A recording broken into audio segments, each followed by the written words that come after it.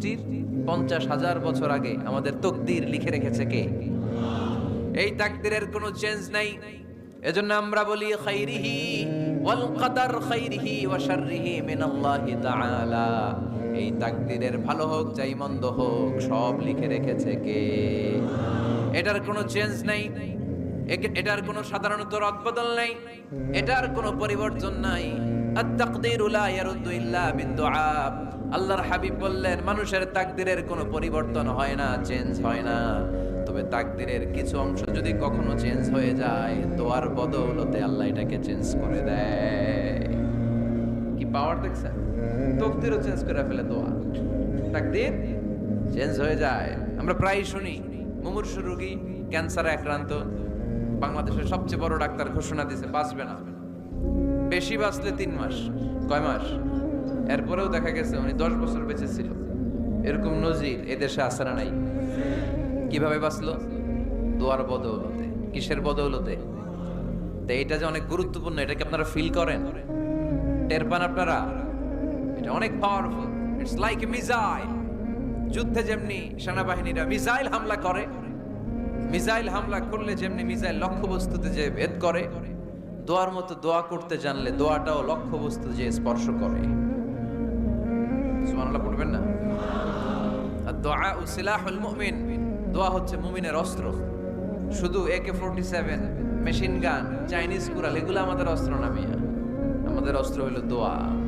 রাতের তাহাজ্জুদের জায়নামাজে চোখের পানি ছাড়ার যে দোয়া, এটা আমাদের সবচেয়ে বড় অস্ত্র। চিল্লায় বলতে হবে ঠিক কি না? এর চেয়ে দামি অস্ত্র আমাদের নাই। এটাই মুমিনের সবচাইতে বড় হাতিয়ার। দুনিয়ার সব কিছুর খেলা যেইখানে শেষ, সব কিছুর কারিশমা যেইখানে শেষ, ওইখান থেকে দোয়ার কারিশমা শুরু হয়ে যায়। এজন্য আল্লাহ বলেন ক্বালা রাব্বুকুম উদউনি আস্তাজিব লাকুম।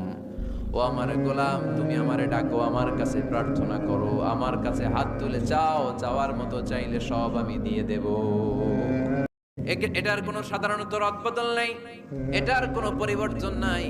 আত-তাকদীরু লা ইয়ারুদ্দু ইল্লা বিদ-দুআ। আল্লাহর হাবিব বললেন মানুষের তাকদীরে কোনো পরিবর্তন হয় না, চেঞ্জ হয় না। তবে তাকদীরের কিছু অংশ যদি কখনো চেঞ্জ হয়ে যায়, দোয়ার বদৌলতে আল্লাহ এটাকে চেঞ্জ করে দেয়। বেশি মিসাইল হামলা করলে যেমনি মিসাইল লক্ষ্যবস্তু, এটাই মুমিনের সবচাইতে বড় হাতিয়ার। দুনিয়ার সব কিছুর খেলা যেইখানে শেষ, সব কিছুর কারিশমা যেইখানে শেষ, ওইখান থেকে দোয়ার কারিশমা শুরু হয়ে যায়। আলাইহিস সালাম এবং হাওয়া আলাইহিস সালাম আল্লাহর কাছে ক্ষমা চাইলেন, আল্লাহ ভুল করে নিষিদ্ধ গাছের ফল খেয়েছি, তুমি মাফ করে দাও। আল্লাহ বললেন আদম কয়েকটা কালিমা শিখিয়ে দেব, এই কালিমাগুলো পড়ে আমার কাছে দোয়া করো, আমি কবুল করে নেব। আল্লাহু আকবার। আল্লাহ শিখিয়ে দিলেন আর বললেন আদম পড়া রব্বানা যালামনা আনফুসানা ওয়া ইল্লাম তাগফির লানা ওয়া তারহামনা লানাকুনান্না মিনাল খাসিরিন। ও আল্লাহ, জুলুম করেছি নাফসের উপর, ভুল করেছি, অন্যায় করেছি, আপনি যদি ক্ষমা না করে দেন আমরা শেষ হয়ে যাব, আমরা হালাক হয়ে যাব, ক্ষতিগ্রস্তদের মধ্যে শামিল হয়ে যাব। ঠিক কি না? আল্লাহ সাইয়েদনা আদম আলাইহিস সালামের তওবা কবুল করলেন। ওনার কাজ হচ্ছে তওবা কবুল করা, আমাদের কাজ গুনাহ করা, শয়তানের কাজ ওয়াসওয়াসা দেওয়া, আল্লাহর কাজ খালি মাফ করা। সুবহানাল্লাহ পড়বেন না? তাকাব্বালাল্লাহু তাওবাতা আদম ফি ইয়াউমিল জুমআ। আল্লাহ যেদিন আদম আলাইহিস সালাম তাওবা যে কবুল করছেন, ঘোষণা দিয়েছেন, এই ঘোষণাটা ছিল জুমার দিনের ঘোষণা। আবার সাইয়েদনা আদমকে যেদিন রূহ কবজ করে আবার নিয়ে যাওয়া হয়, ওই দিনটাও ছিল জুমার দিন। পড়েন সুবহানাল্লাহ। পৃথিবীতে একজন মানুষই শুধু জানতেন যে তিনি পৃথিবীতে কতদিন বাঁচবেন, সেটা হচ্ছে সাইয়েদনা আদম আলাইহিস সালাম। ওনাকে বলে দেয়া হয়েছিল উমরুকা আলফু সানা, তুমি পৃথিবীতে বাঁচবে 1000 বছর। কয় বছর? সাইয়েদনা আদমের সামনে অনেকগুলো রূহ রাখা হলো। সাইয়েদনা আদম বললেন এরা কারা?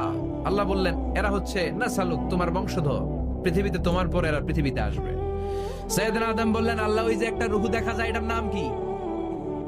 আল্লাহ বললেন হাদা ইবনুকা দাউদ, এটা তোমার ছেলে দাউদ, সে দুনিয়াতে নবী হয়ে আসবে, তার ছেলে সুলাইমানও নবী হয়ে আসবে।